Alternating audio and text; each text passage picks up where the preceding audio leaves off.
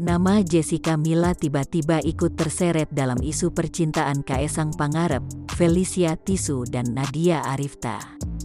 Nama Jessica Milla tiba-tiba muncul dan disebut sebagai perempuan yang dikagumi oleh Kaesang Pangarep sejak 2015.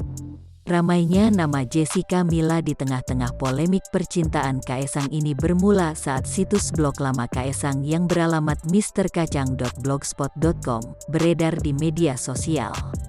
Pada bagian About Me, Kaesang menuliskan bahwa dirinya bercita-cita memiliki pacar seperti bintang film Imperfect ini.